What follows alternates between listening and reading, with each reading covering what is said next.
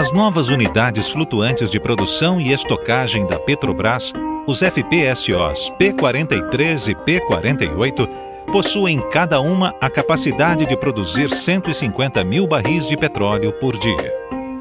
Localizadas na Bacia de Campos e operando nos campos de Barracuda e Caratinga, as plataformas P-43 e P-48 representam um acréscimo de aproximadamente 20% na produção diária nacional. Estas unidades se encontram na extremidade de um gigantesco projeto, responsável por elevar à superfície o petróleo encontrado a mais de 1.000 metros de lâmina d'água no oceano.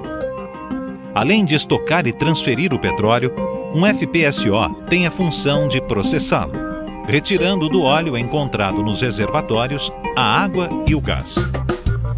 A partir de agora, conheceremos as principais estruturas da planta de processo dos FPSOs P-43 e P-48. O petróleo é elevado do piso marinho até a superfície por tubulações especiais chamadas de riser, construídas para resistir às pressões exercidas pela imensa coluna d'água. Os risers chegam à plataforma e são conectados aos manifolds, conjuntos de válvulas e instrumentos de controle necessários para proporcionar flexibilidade na operação da plataforma. No mesmo módulo do manifold, encontramos os lançadores e recebedores de PIG, fundamentais na manutenção das linhas de elevação e equipamentos submarinos. Os PIGs, por ação mecânica, limpam as linhas removendo parafina e outras substâncias que aderem às paredes internas. O óleo que chega ao manifold é alinhado para dutos principais chamados headers, que são responsáveis pela coleta do óleo proveniente dos diversos poços produtores de petróleo. Assim, o petróleo é direcionado para os pré-aquecedores, onde recupera-se energia que seria desperdiçada, incrementando-se a temperatura do petróleo em cerca de 5 graus centígrados. O petróleo, então, segue para o aquecedor de produção. Aqui encontramos trocadores de calor do tipo casco-tubo, onde a água quente sob pressão percorrerá a estrutura interna do trocador, constituída por vários tubos de pequeno calibre. E o petróleo ocupará o casco que os envolve, maximizando assim a troca de temperatura entre a água e o petróleo. A uma temperatura de 180 graus centígrados, a água cede calor latente ao petróleo, aquecendo-o a uma temperatura de 80 graus centígrados, temperatura ótima para o processo de separação. Agora o petróleo já está pronto para entrar no separador de produção. Também conhecido como separador de primeiro estágio, este vaso opera sob o controle de algumas variáveis, como pressão, temperatura, nível de interfaces óleo-água e gás-óleo. Controlando-se essas variáveis, proporcionando-se o tempo de residência pré-estabelecido em projeto e utilizando-se o agente desemulsificante adequado, garantimos que as fases óleo, água e gás sejam tratadas individualmente nos sistemas subsequentes e enquadradas nos mais restritos padrões de qualidade requeridos. A partir deste momento, acompanharemos as 3 fases elementos isoladamente, iniciando pelo óleo, que agora segue para o tratador de óleo. Este equipamento tem o objetivo de enquadrar o teor de BSW, isto é, água e sedimentos, e por consequência, o teor de salinidade do óleo. Utiliza-se o campo elétrico como meio de desemulsionamento. O campo elétrico de corrente alternada provoca um alongamento das gotículas de água em sua direção, criando uma força de atração entre as gotículas próximas, enfraquecendo a película de emulsificantes naturais, induzindo a coalescência e, posteriormente, a decantação das gotas de água. O óleo que sai do tratador de óleo é resfriado em um trocador de calor do tipo placas paralelas, onde o fluido de resfriamento é a água do mar.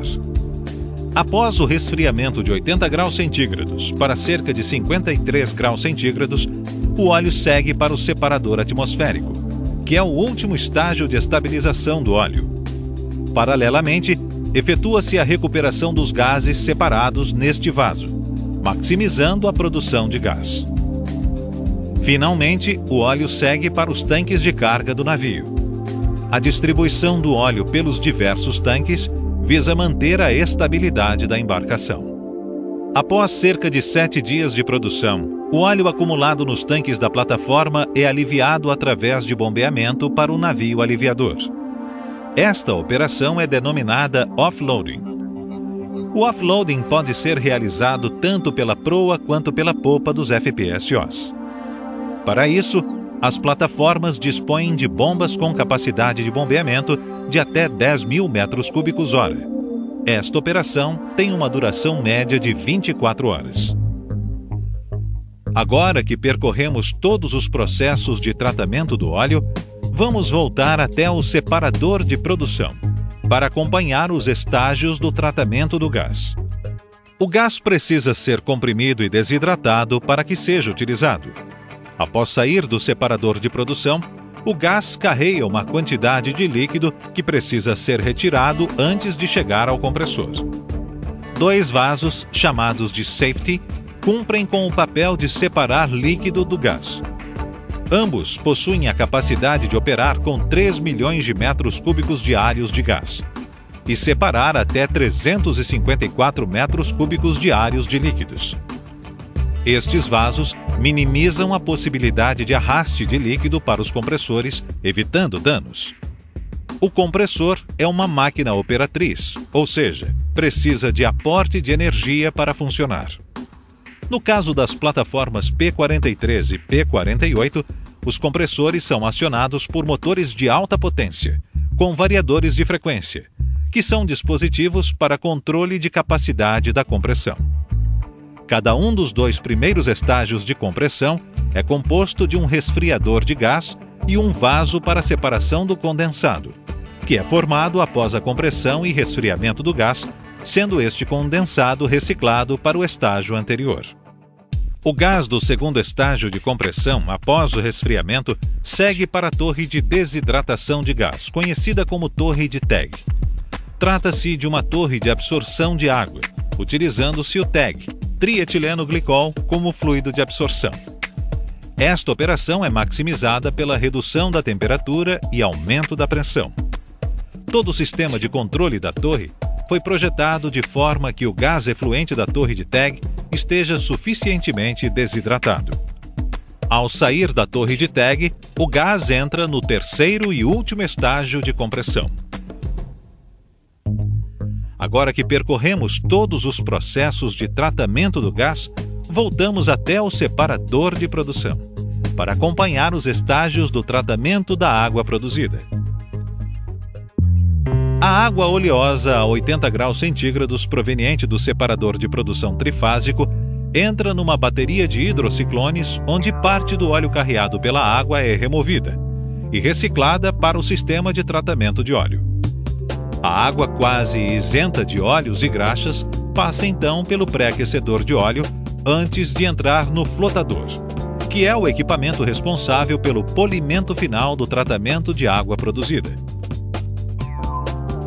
Antes de ser descartada para o mar, a água produzida é armazenada em um tanque estrutural do FPSO. Agora que percorremos todos os processos de tratamento da água produzida, falaremos sobre um processo que não está diretamente relacionado ao petróleo: o tratamento da água de injeção. O processo de injeção de água começa na captação de água do mar por bombas de elevação.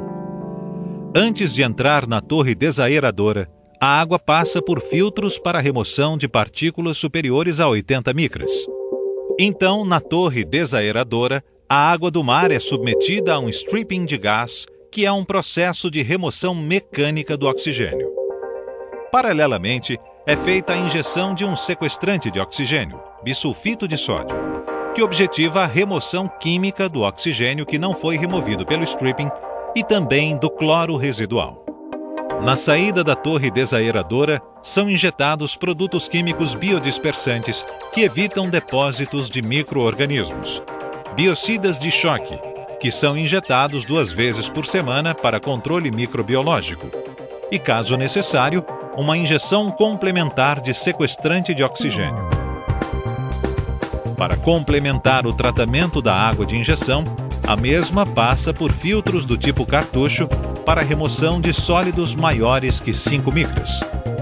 Todo o tratamento à base de produtos químicos e sistemas de filtração tem como principal objetivo proteger os materiais construídos em aço carbono da corrosão e, consequentemente, minimizar o arraste de partículas para o reservatório.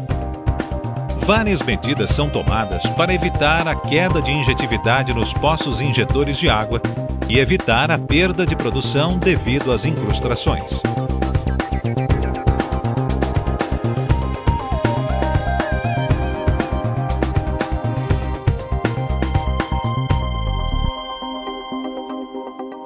Agora que percorremos os principais elementos das plantas de processamento das plataformas P43 e P48, é importante notar que um grande número de outras estruturas estão envolvidas na sua operação e garantem total autonomia a estas incríveis máquinas.